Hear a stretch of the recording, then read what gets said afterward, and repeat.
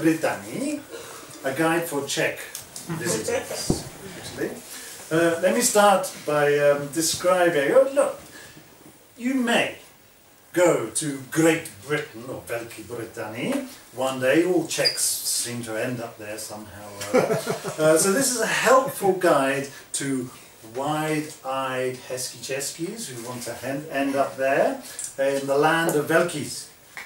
So tonight I'm going to explain three things to you. One is location. Where is this mystical isle?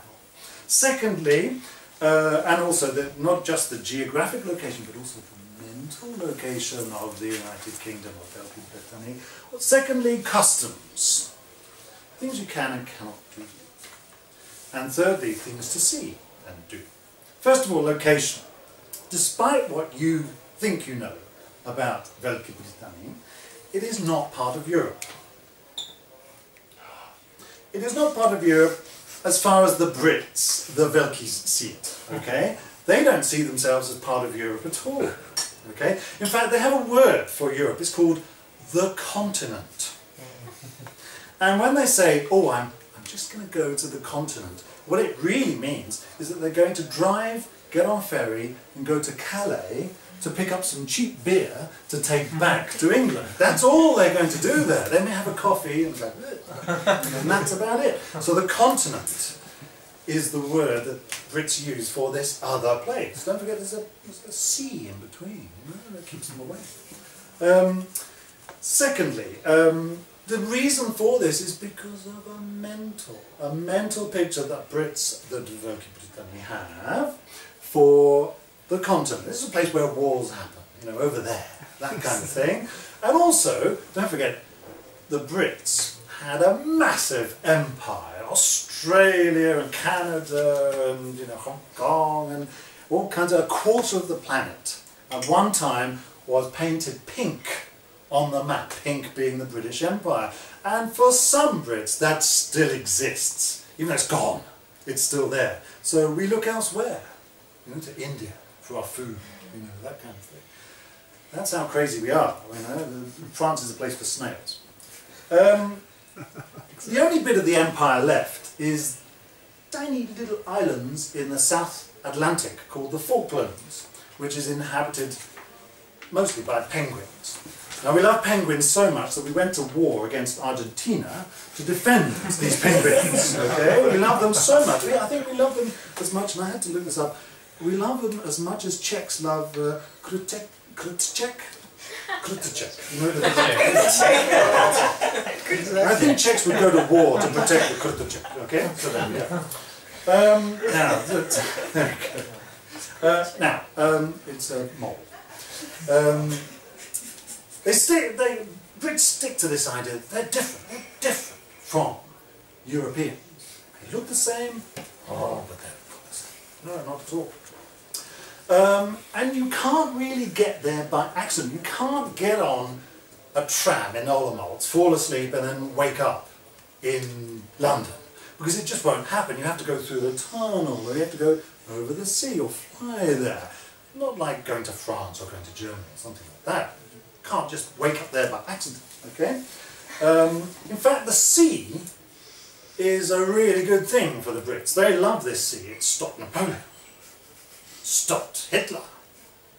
Maybe it will stop the Czechs, I don't know.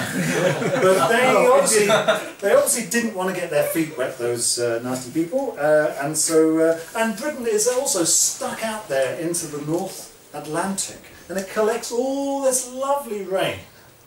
It rains an awful lot in England and in Wales and Scotland and Ireland, and that makes for good tea. I'll come to tea in a little while. Second thing, customs, things you can and cannot do. Now, they're very famous, the Brits, or the Velkys, for their politeness. Very polite, unless you are in London, where if you have any kind of hesitation, as in your speaking, the Londoners will have no time for you whatsoever. They really want you to know your language very, very quickly. But having said that, the Velkys did invent, don't forget, the X Factor, things like that, so they know what they're doing. Also, when you go, be sure, as good Czechs, to say, I want to go to the English city of Edinburgh, or the English city of Cardiff, or the English city of Belfast. When you get there, say how lovely it is to be in England. When you get out of hospital, because you will have all your limbs broken for saying such a thing, you will then realise that it is the United Kingdom made up of 4 kingdoms, okay? And that this is what makes the United Kingdom Velky, okay?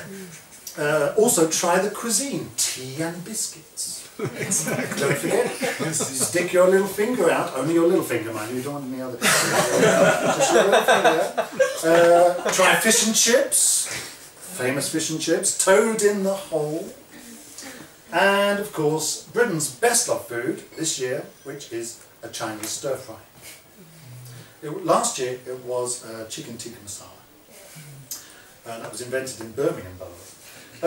Now, Czechs and Britons have a lot in common. Okay, they enjoy good beer, although the beer in England isn't as good.